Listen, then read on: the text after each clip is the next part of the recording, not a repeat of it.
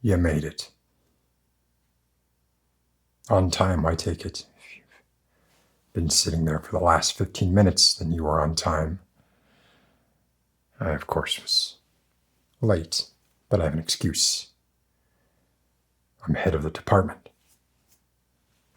So, on time is whenever I say on time is.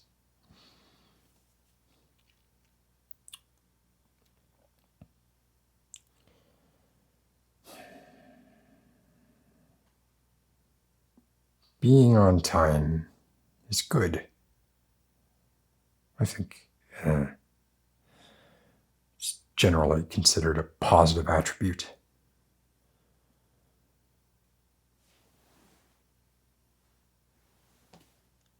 There's a point where it becomes a liability. Liability of pliability, as it were. I'm a little curious. If I'd been 30 minutes late, would you still be sitting there? If I'd been an hour late? If I'd been 2 hours late? At what point would you have gotten up and said, screw this house guy, stormed out of here? Because, see, I'm not looking for a doormat. I have a highly idiosyncratic but high-functioning team.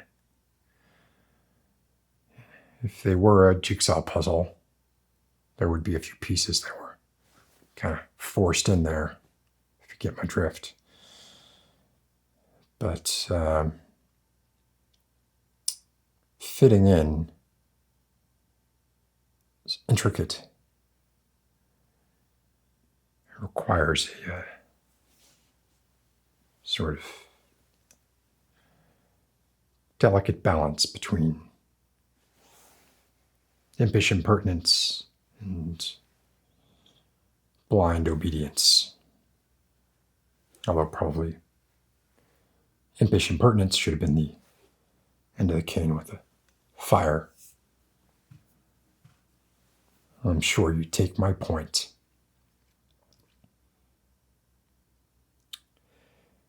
I can't really tell you what that balance is. Can't reveal my ratios, give you the recipe, secret formula. That would spoil all the fun. The fun for me. Obviously, it would make things much better for you. But let's move on.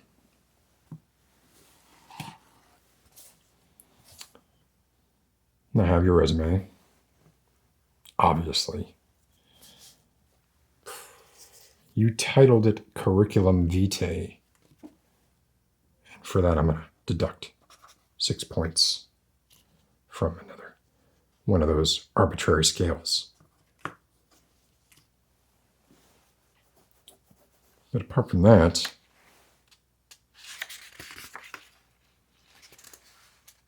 three pages. I graduated a few years ago. I guess this is what you would call an excellent resume.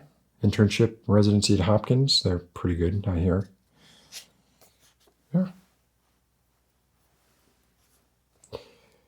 Yeah, you'd be a stellar addition to the team on paper.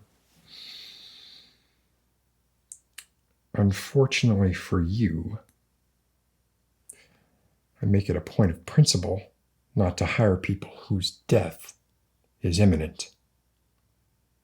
Apart from Kuttner in 13, I guess it really depends what your definition of imminent is. There's some wiggle room there, but the imminent I'm referring to for you is far more imminent than any sort of imminent that might have been applied to either of them. Let's not bring them up anyway.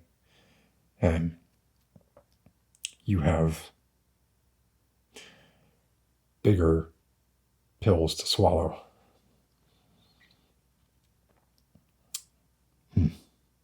Sorry. Bigger pills to swallow, including the, let's say, starring the imminent cardiac arrest you're about to go into in 3, 2, 1.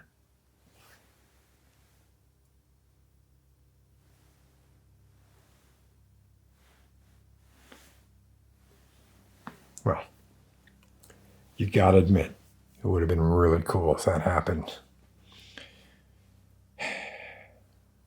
Medicine is at least as much art as science, so it's hard to be really precise about these things. We'll just wait a bit.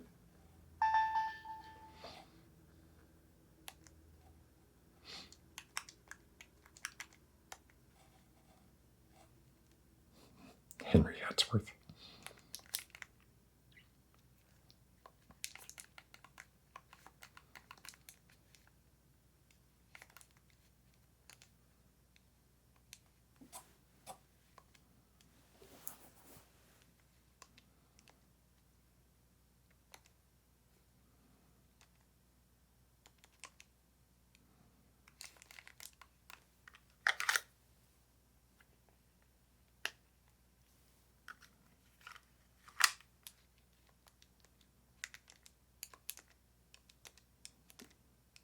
Oh, that's ridiculous.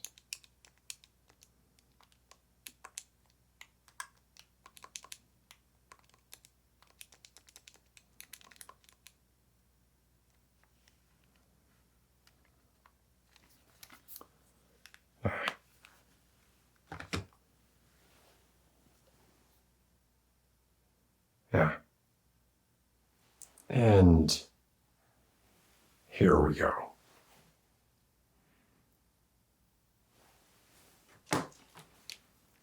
Nurse, gonna need a crash cart in here. Stop.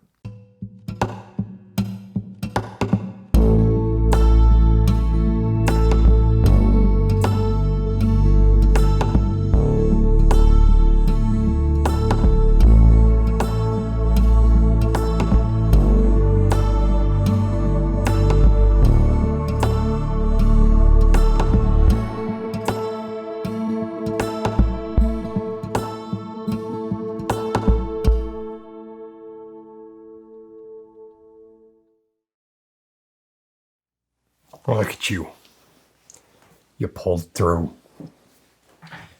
Bully for you.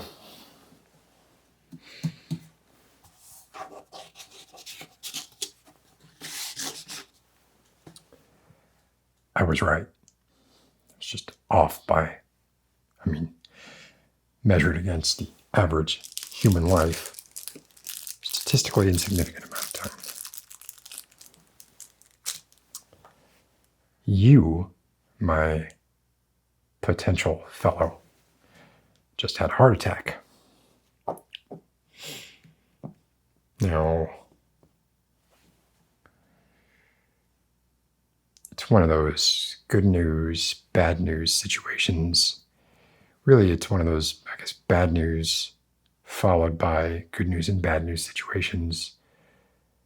But if we were to take the heart attack as red or unavoidable, if you want to get into the sort of philosophical school of determinism, is there any way you could have avoided that heart attack? Probably lifestyle choices, accumulating over the years. But to this moment, maybe not. Maybe you were genetically hobbled. Who's to say? Well, I'm to say, really. But my point is, you're unlucky that you had the heart attack. But within that, you have good news and bad news. So bad news, had a heart attack. Now you have good news and bad news. The good news within the subset of the bad news is that your heart attack was very mild didn't cause any permanent damage. The bad news is the actual underlying cause of your heart attack. It's more of a puzzle that could be far more serious and unfortunate for you. Now, if we dig a little deeper into that bit of good news, your heart attack was mild, didn't cause any damage. Take a guess why. It's more good news, because look where you had it. I mean, again, assuming you had to have the heart attack, this is the best place to do it. Princeton Plainsboro is world-renowned. I know you're a Hopkins kid. And of course, Mayo Clinic, whatever. But apart from them, Princeton Plainsboro. And in addition to that, if you got to be around any doctor, you could pick your doctor of doctors. You got him right here.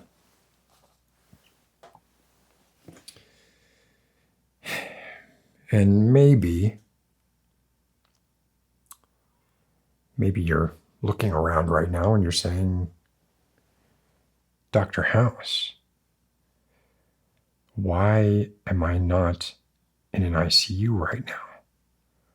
Why do I not have a 24-lead electrocardiogram hooked up to me? Why do I not have fluids coming in via IVs that are so important, especially in the minutes and hours following a myocardial infarction, to keep things running as smoothly as possible until we get to the bottom of whatever this unknown underlying cause is. Now, there's a couple of conclusions you could draw by your circumstances, and I want to make sure that you draw the correct one, because you could say, well, I'm not in the ICU. I'm in Dr. House's office. So surely things cannot be so bad. After all, were I unstable, I'd have to be in the ICU. Normally, that would be the case, but what you've done there is you've underestimated my ability to spin some manipulative half-truths to our director of medicine.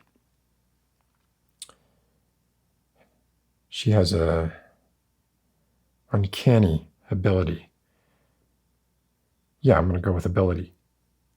I'm going to call it an ability to let me get away with things that she would not let any other doctors get away with. And frankly, rightfully so. So I'm not saying that I misrepresented your condition to her or to anyone else to allow me to bring you back down to my office instead of up in the ICU where you should be. It's one floor away. Telemetry is one floor away. You know how I know that? I mean, obviously I know it, but you want to know how I'm reminded of that every day when I try to watch my soaps? RF interference. And I bang on the ceiling all day. They don't care. All they're concentrated on is keeping tickers ticking long past their, let's say, natural lifespan.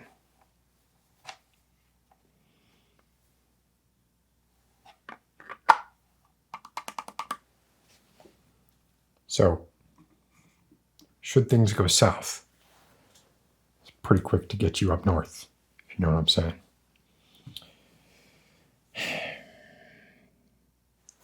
On top of that, surely you didn't forget, even though I just about did, we are in the middle of a pandemic, so ICU beds are at even more of a premium than usual. The hospital organized an ad hoc committee on tackling this virus, tried to get me on it. I declined. Doesn't really interest me. In my opinion, there's nothing particularly novel about that virus, apart from its name. Anyway, shouldn't matter to you because you don't have it. At least not yet. Someday you probably will, and now you've got an underlying condition that will complicate matters. Things will probably not turn out so well for you when that time comes. But we've got to focus on the now. We can't just be thinking about keep your brain here. Okay, let's take this one horrible, terrible, calamitous catastrophe at a time. And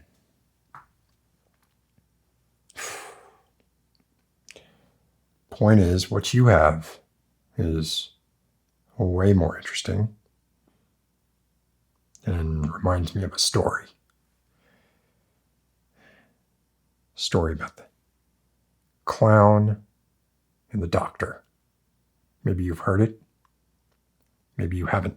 If you have heard it, I'm going to advise you to let me tell it anyway. There is sort of a power dynamic here, and I'm on the weightier side of that particular fulcrum. So there's a doctor. I think this is how it goes. The doctor goes to see a clown. Yeah. Doctor goes to see a clown.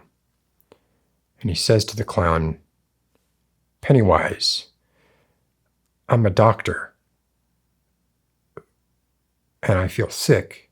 And I don't know what's wrong with me. I'm a doctor and I don't know what's wrong with me." Right? And Pennywise, being pretty wise as far as circus clowns go, says to this doctor, "Oh, well, if that's the case, you should go see Dr. House. I've heard countless tales of people who go see Dr. House when there's something strange, mysterious wrong with them. And instantly they're better." Well, not instantly. Usually what happens is they get a little bit better, and they get a little bit worse, and they get a little bit better again. And around the halfway point, they get a lot worse, usually during a procedure of some kind, an MRI or something. And then they get a little better again, a little worse. And then they get a lot better. A lot of it depends on how strong the B arc is that week. Maybe there's a C arc if the patient of the week isn't even the focus of the episode. There's a lot of factors that go into. I've gone on a tangent. Didn't mean to.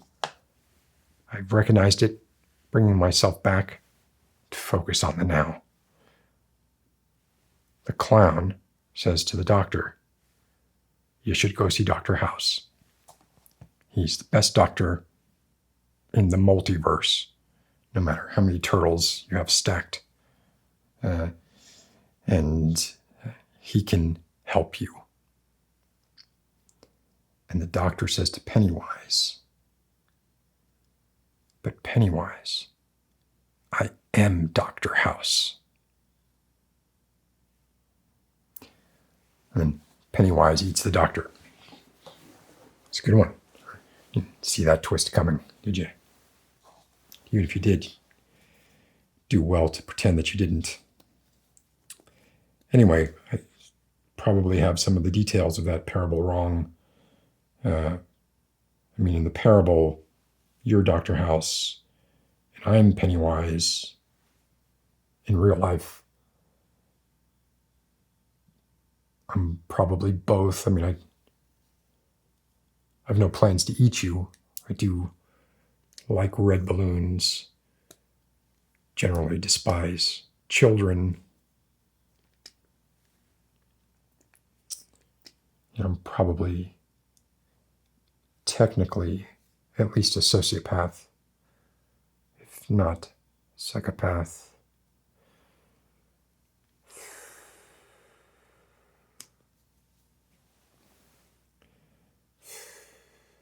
I'm going to give you some advice. Anytime you find yourself slipping into a reverie, curtail it. Because you never know, you might be. Look, we don't know the nature of the universe. Could be slipping into an alternate dimension. You could be slipping into a dream and then not know what is a dream and what is not. Just, it's best to nip that stuff in the bud. Why did I tell you this story? Why is any of this happening? To bring it back to now again.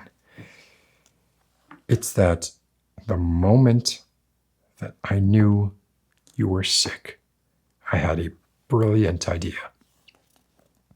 And this is coming from someone who has a lot of brilliant ideas. So my bar for what makes a brilliant idea, pretty high. That idea is you want a job. I want someone who can handle an incredible amount of stress and accurately, after some fits and starts, diagnose strange and unusual diseases in patients. Now, the typical way that something like this might be done is in an interview process, maybe shadowing for some period of time, maybe have a power day with the rest of the team, something like that. But imagine if the person who is applying for the job of diagnosing diseases had to participate in their own differential diagnosis. Perfect. Couldn't get any more stressful than that. Really couldn't. Right? I mean, imagine it's something horrible, terrible, terminal, risky, painful.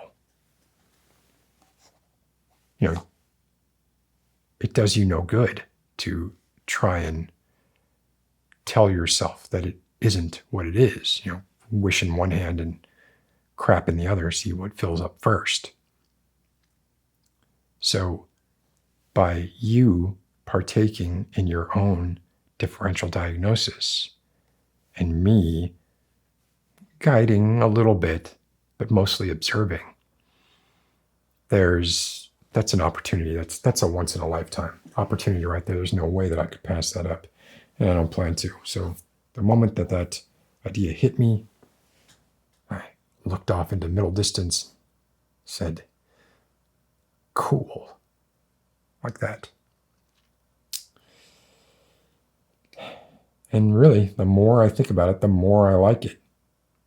As long as you're in a position where you can still be coherent, you slip into a coma or something and you become about as useful as Chase. So that's the situation. My recommendation is we get started. No time like the present.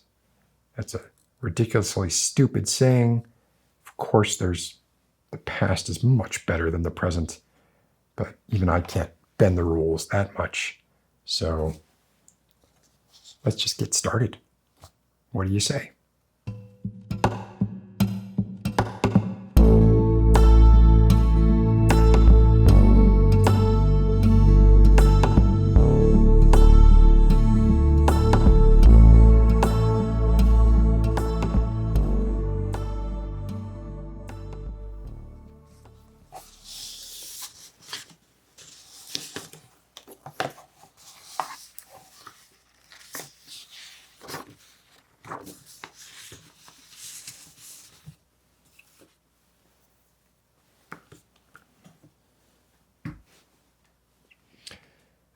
So symptoms.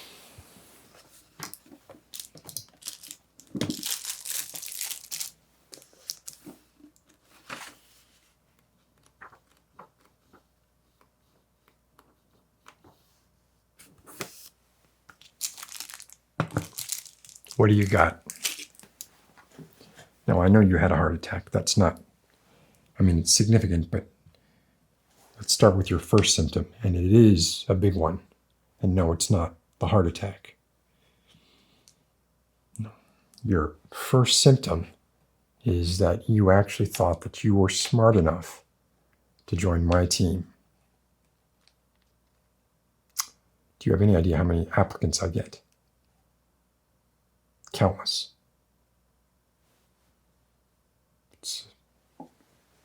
I have my choice of any doctor in the world. And yet you thought that you could send in your resume and get hired. So I don't know about you, but I call that a symptom. I would call it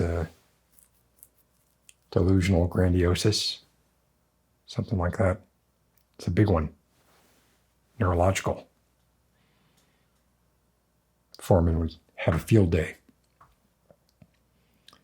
I suppose second in importance would be heart attack. Fine. Boring.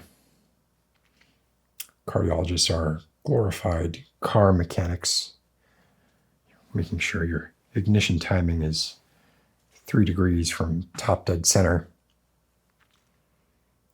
Admittedly, the consequences for screwing up are more dire. Even that might be arguable if you've ever broken down on the New Jersey Turnpike.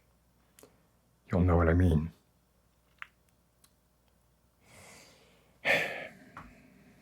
Anyway, myocardial infarction, what could have caused it? Could have been adrenaline from meeting me. I am quite intimidating, I'm told. Tell myself. But if you had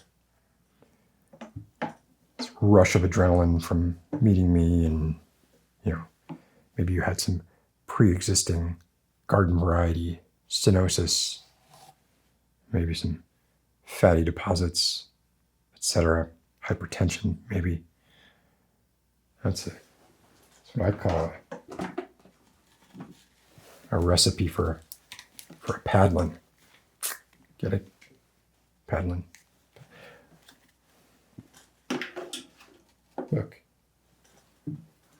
you do well to find my jokes funny, even if you don't find my jokes funny. And then that brings us to the third symptom. And this is a symptom that you didn't notice. I say that with equal amounts of confidence and hubris. That's why they pay me the big bucks. Not so much for the confidence, ironically, but for the hubris. If you want your patients to take what you say seriously, you've really got to sell it. Well, faux confidence is not going to get you by, right? You have even a glimmer of imposter syndrome coming through. They'll get you. Them, their siblings, loved ones, father, mother, kids. You've got to really, really sound like you know what you're talking about. Makes them feel better. Makes you feel powerful. As I said, there's some element of sociopathy at work here.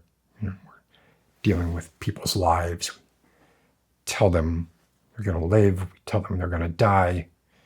We often have a direct hand in causing one or the other, or at least we're in the know before they are. Cheating, really.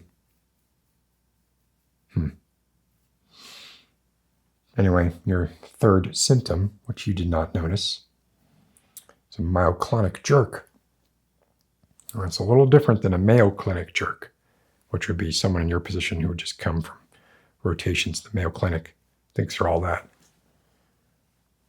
There's not a clever wordplay for a Hopkins jerk. Just be jerk, I think.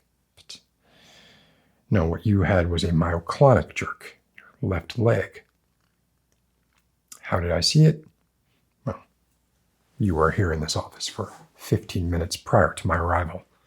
So fill in the blanks. Okay? Don't have any kind of surveillance equipment here. Come on. Anyway, that's a good list to start with. Delusional grandiosis, myocardial infarction, myoclonic jerk. Now, as you seem to keep going on and on about it, I know you did have a heart attack. So, given these symptoms, I'm going to give you a little time to come up with a diagnosis. Even a little extra time, more than I'd give, I hate to keep bringing up, but more than I'd even give Chase. I have some emails to catch up on. There's a Nigerian prince who desperately needs my help. Some other things too. So I'll be here. You let me know when you arrive at a diagnosis.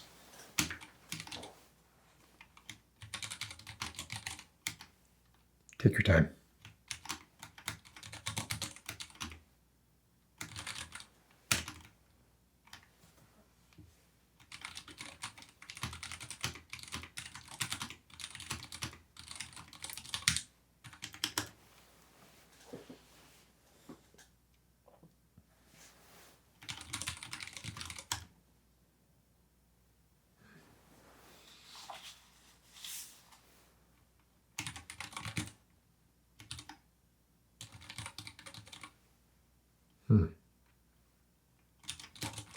Some of this terminology I'm not familiar with. Why would she care if I speak Greek?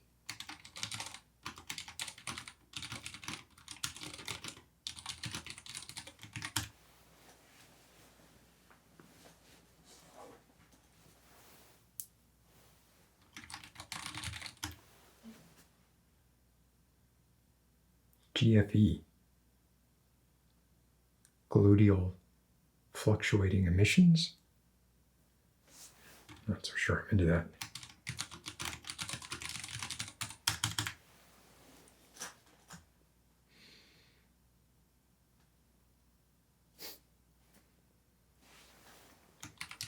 Are you kidding me? Women don't have prostates.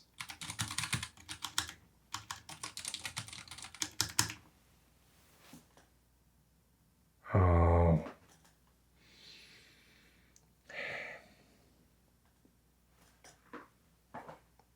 Oh.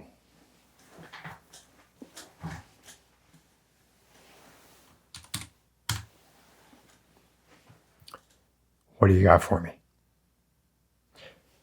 Doesn't matter. It's wrong. I diagnosed you before you even had your heart attack. What you have is orthostatic pessimism. Now, when you change position, as you did in those 15 minutes prior to my arrival, standing up, sitting down, because you were a little nervous, of course, it makes sense. Your blood pressure changes, maybe skyrocket a little bit, get more blood to your brain starts thinking more clearly. Suddenly these weak defense mechanisms that we all have, we construct to distract us from the futility of life, come crashing down. We're left staring into the void.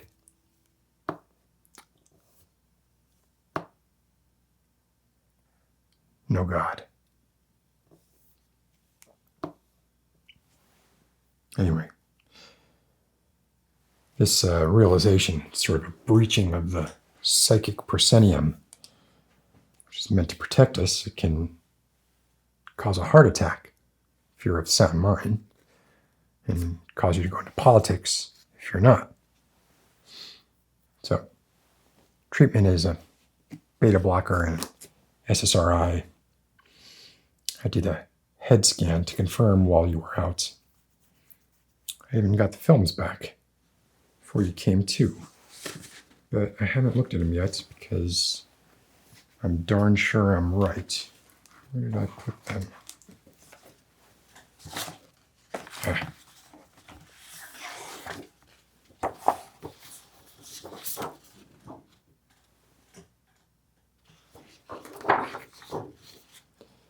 You know,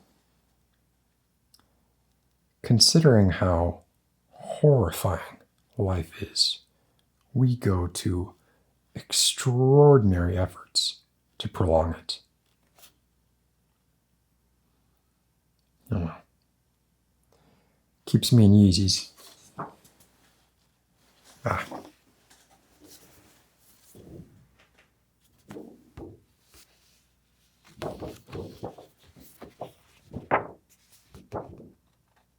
Hmm.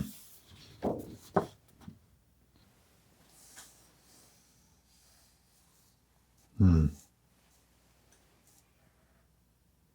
Well, I'm afraid it's another case of a good news, bad news for you again.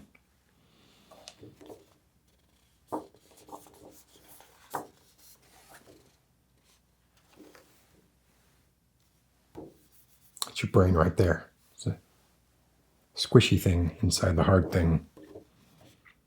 But there are no signs of orthostatic pessimism here.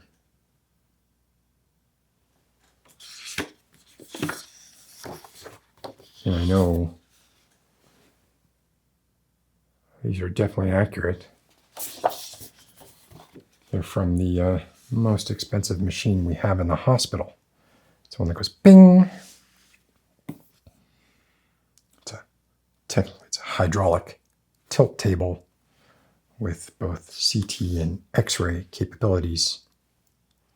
Sometimes on the weekends, I'll come in here and give it a quick spin. Take a few iodine tablets to counteract the rods. It's like a carnival ride. It's worth it. But for us, it's back to the drawing board.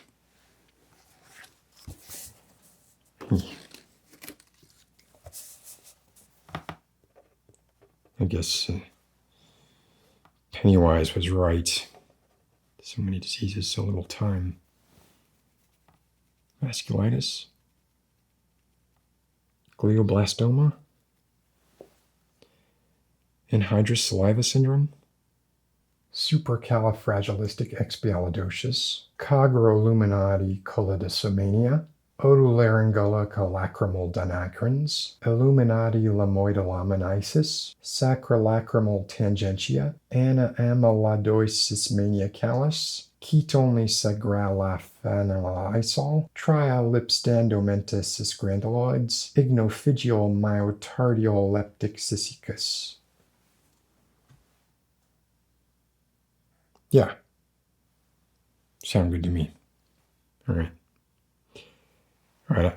I didn't want it to come to this, but I guess I'm going to have to do a basic workup on you. Listen to your heart. Draw some blood. Take your blood pressure. Stuff like that. Now, that might seem like a no-brainer to you. And in most cases, yes, that is the first step. But often we do that. It gives you the answer straight away. Where's the challenge there? Nothing. I wanted to deduce. I wanted to infer. I wanted to do a little bit of brain work, not just confirm everything. There's no mystery or romance in just getting the answer. But seeing that we're in the position we're in now, probably for the best. Probably going to need to get you to sign a couple things too, just in case. In case nothing. All right, let's do this.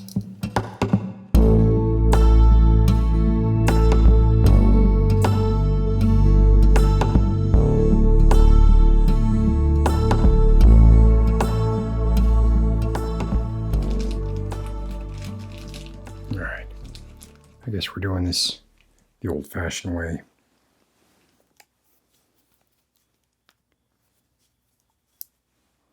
Let me ask you a question. If your boss were to leave a tube of her favorite lipstick in your office. Would you interpret that as just an excuse for her to come back and get it so she could talk to you again? No? What about if it were a man? Make any difference? Change your answer? I'm not talking about me. That's awfully presumptuous of you. Just someone here. Drives me crazy. I don't mean that as a euphemism for making me lovesick. I mean, she actually makes me feel as if I'm going crazy.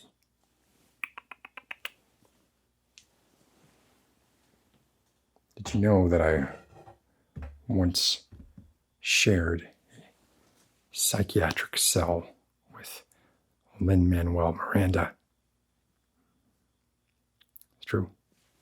Season 6. Well, anyway, I'm not throwing away my shot. I'm going to give it to you.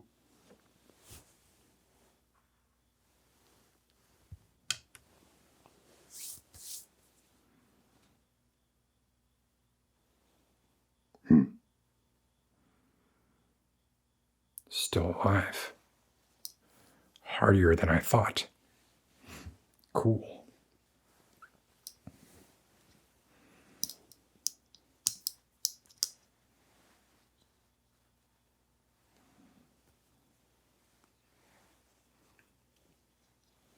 You like this stethoscope? It's a good one. I borrowed it from an oncologist friend of mine. Well, the friend. I'm very picky. It's a fancy stethoscope for an oncologist, which is why I liberated it from him. Most of his patients' hearts keep pumping, pushing them right through months of horrible pain before they eventually expire for entirely non-cardiac related reasons. I also got this from his office.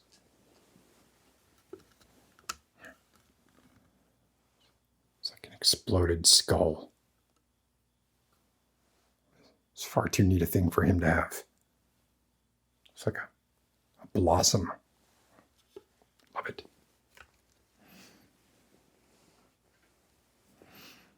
Anyway.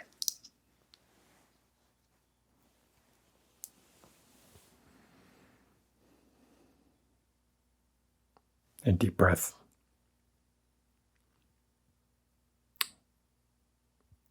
Again.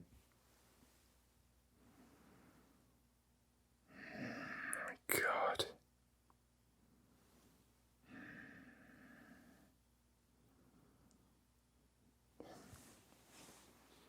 Your heart sounds boringly normal. All right.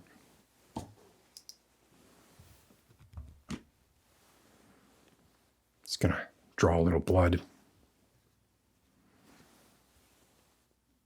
Quick pinch.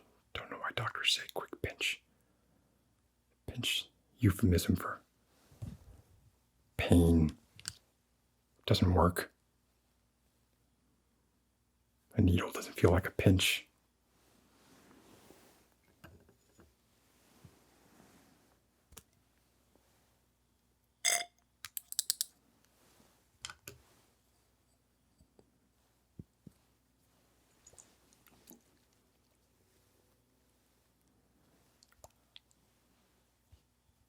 Well, this is the gunk that circulates through your body. Makes one complete trip every 45 seconds before becoming reoxygenated by the lungs. We're all slot car racing tracks. First time one of those cars comes off the track, that's it. We're done for. Yeah.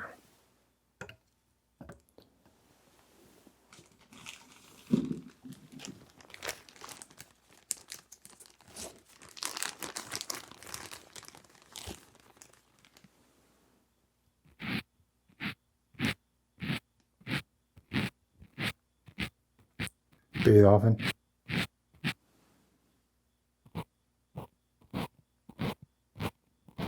It's a perfectly legitimate question.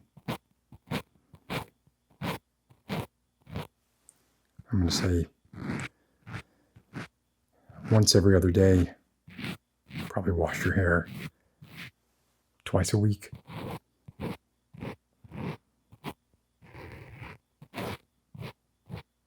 It's just a guess. No reason to get offended. Barely anything there to culture.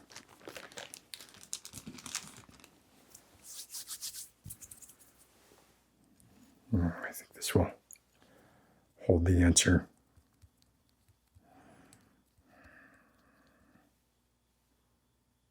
Your blood sure is bloody. I think that's the technical term. All right, so now all of our grand deducing and mystery-solving capabilities will be trumped by just peeking at the answer sheet. You're no fun at all. You know the saying, ignorance is bliss. Familiar with it? It's stupid. It confuses the subset with the superset.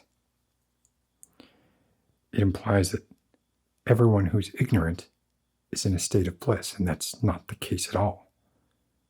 It's not even close. I mean, ignorance is a prerequisite for bliss, but it's not a guarantee of bliss. What you really need to do is say, bliss is ignorance. The implication there is that any state of bliss necessitates ignorance, which is far more accurate. It's actually the way of the world. If you find yourself feeling happy at any point in your life, it's only because there's something you don't know.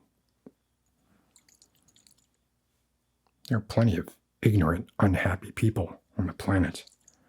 But there's not one well-informed bundle of joy alive.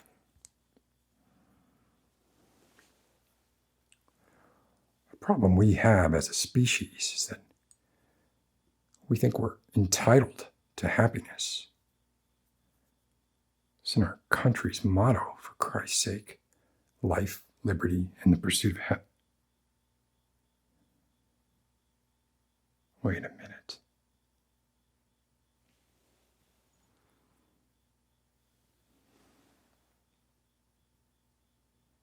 Cool. Guess we don't need to look at this stuff after all. Come on back with me.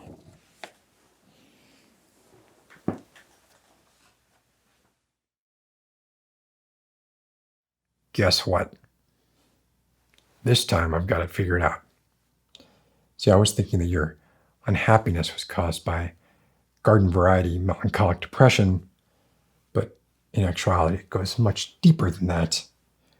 Your unhappiness and all of your symptoms are caused by something called mitochondrial ennui. That's French for sad.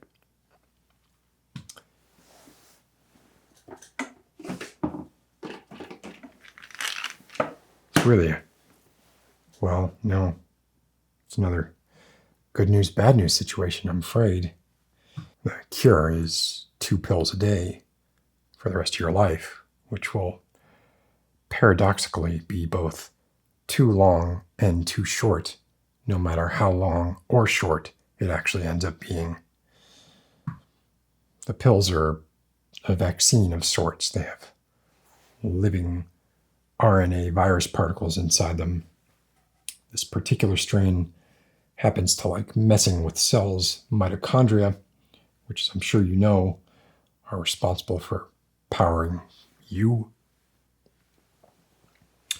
So you can think of this as an SSRI at the subcellular level. Breaches the cell membrane, invades the mitochondria, inserts the RNA. much like a virus does, except this is a virus that makes the mitochondria more efficient, makes them better at their jobs.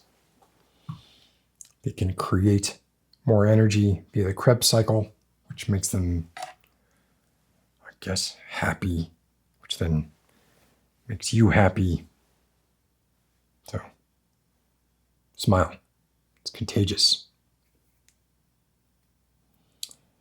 But there is the bad news I need to tell you about, and that is that there is no open position on my team. And I did not actually witness your myoclonic jerk in the office. I witnessed it in a bar last weekend. It's a bar that I know lots of doctors hang out in. And I knew if I spread word in the right way to the right people, that word would get to you. You would send in your resume. I would summon you to my office. Bingo, bango. Here you are. It's kind of like a reverse house call. Get it? I'm Dr. House. Just realized that one myself. Anyway, point is, I was interested in your disease. Now that it's cured, I'm not really interested in you or your services, so I'm sorry about that. But it is like I told you. If you're happy, it just means there's something you don't know.